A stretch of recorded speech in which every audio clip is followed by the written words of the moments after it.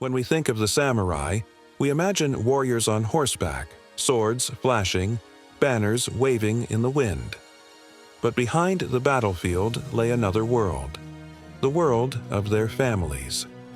For every samurai who marched to war, there was a wife managing the household, children being raised to continue the family line, and elders maintaining the clan's traditions.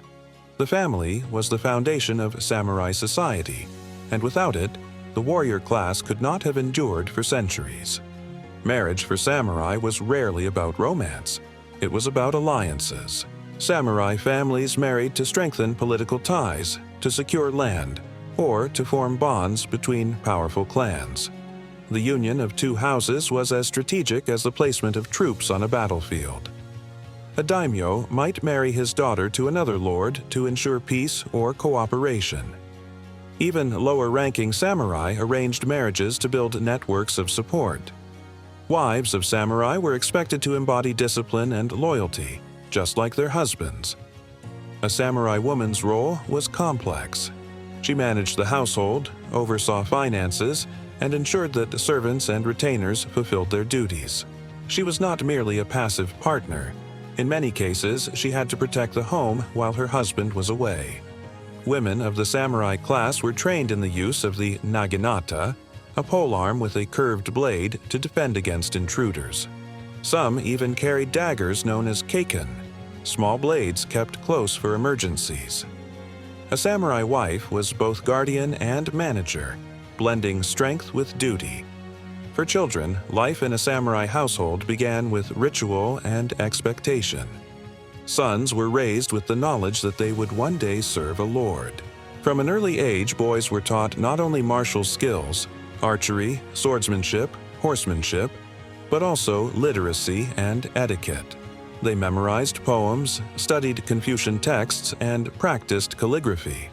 Education was as much about discipline as knowledge. A samurai boy was expected to carry himself with dignity, to bow correctly, to speak with respect. His training forged him not just into a fighter, but into a servant of the code. Daughters, too, had important roles. They were educated in managing households, preparing them for marriage into other samurai families. But they were also taught defense. The stories of Onna Bugeisha, female warriors, show that samurai women were not helpless. Even if most never marched into battle, they carried the spirit of the warrior. They understood that honor and loyalty applied to them as well.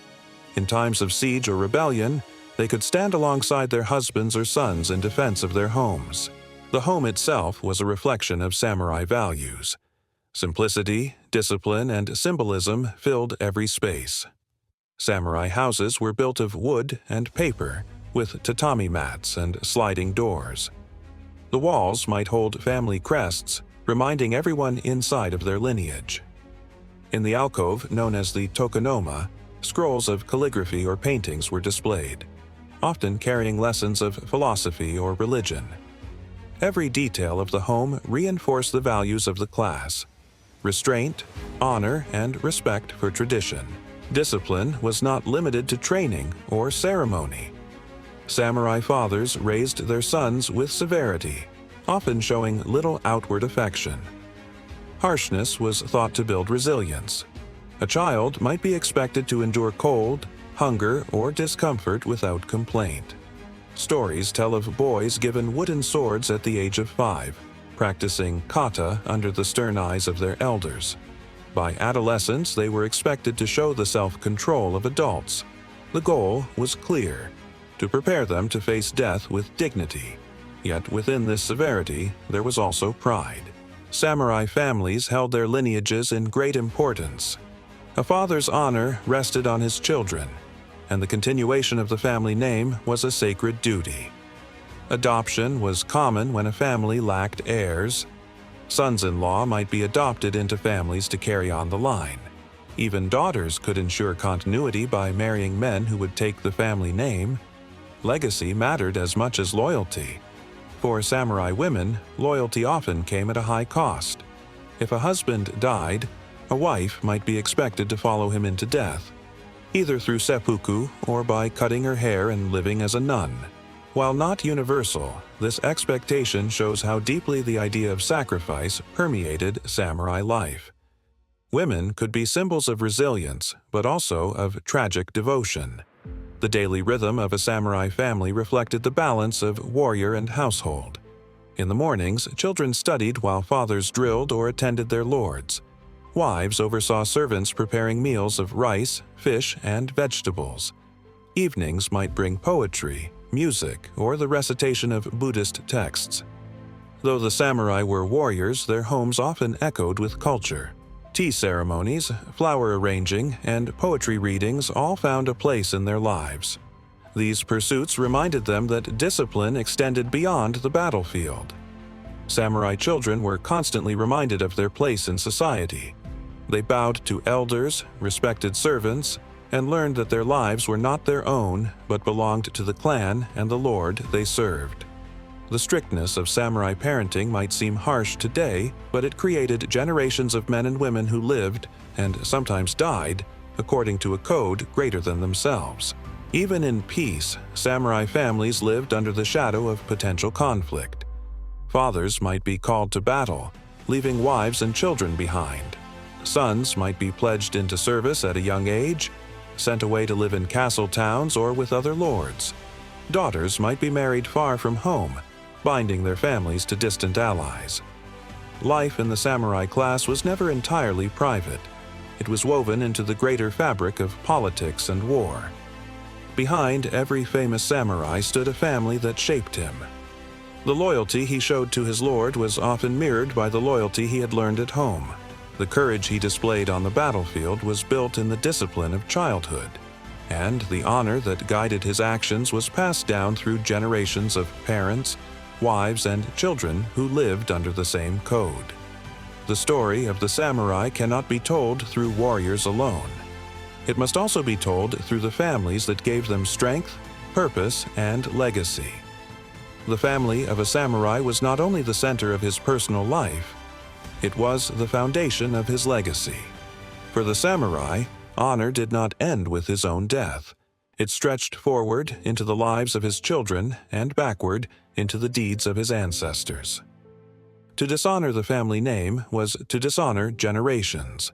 To bring glory was to elevate not just oneself, but the entire lineage.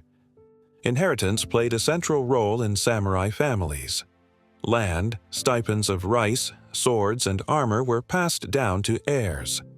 These objects were more than possessions. They were symbols of continuity. A katana forged generations before might be carried by a grandson, its blade bearing the spirit of the ancestors. Armor repaired again and again carried the dents of past battles.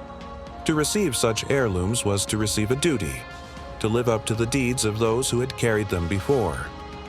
When families lacked male heirs, adoption ensured survival. Samurai families often adopted boys from other families, or even brought in sons-in-law who would take their wife's family name.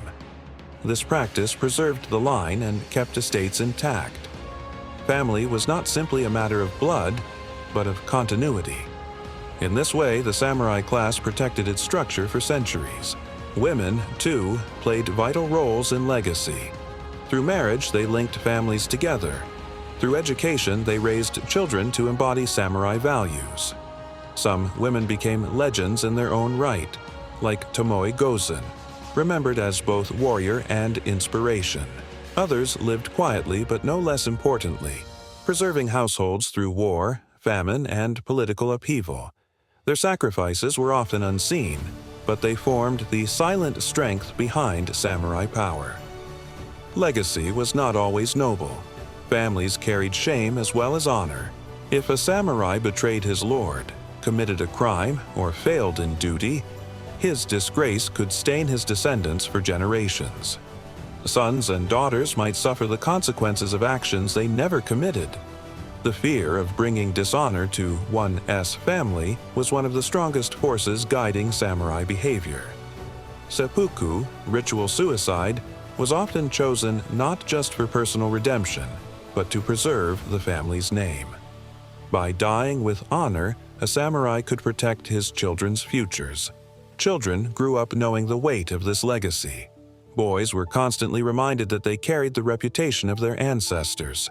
They were trained to embody discipline not only for themselves, but for their entire lineage.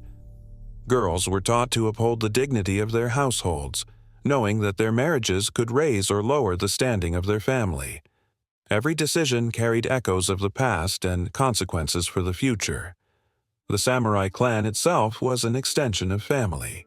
Lords and vassals were bound in relationships that mimicked kinship. Loyalty to a daimyo was seen as an extension of loyalty to one's ancestors.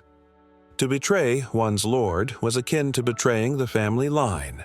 In this way, the personal and political were inseparable. As Japan entered the long peace of the Edo period, the importance of family legacy grew even greater. With fewer battles to fight, samurai status was maintained more through tradition and lineage than through combat. Families became custodians of culture, passing down martial arts, philosophy, and ritual. Lineages of sword schools, tea ceremony, and poetry became as important as bloodlines. Samurai houses preserved not just weapons, but wisdom. But even peace could not remove the hardships of legacy. Poverty often haunted lower-ranking samurai families. Stipends were small, and the cost of maintaining appearances was high. Many families lived modestly, their children going hungry even as they wore the swords of their class.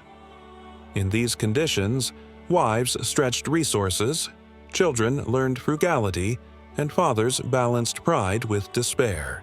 The struggle to preserve dignity amid hardship became part of the legacy too. In the 19th century, when the samurai class was finally dissolved during the Meiji Restoration, family legacies faced their greatest test. Titles, stipends, and privileges were stripped away.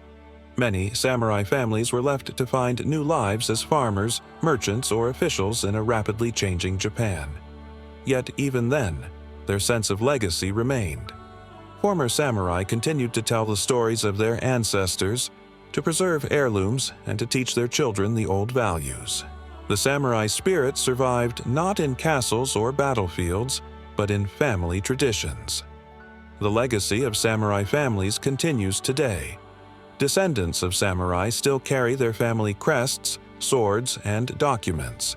Some maintain archives of their ancestors' deeds. Others live ordinary lives, but the memory of their lineage endures. In Japanese culture, the idea of family honor, shaped so deeply by the samurai centuries ago, still influences ideas of duty, respect, and perseverance. The story of the samurai cannot be told without their families. Husbands and wives, fathers and mothers, sons and daughters, together, they formed the web that sustained the warrior class. Their homes echoed with discipline.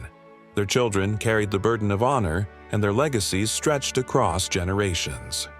In the end, the battles of the samurai were not only fought on fields of war, they were also fought in homes, in marriages, in the raising of children, and in the preservation of names.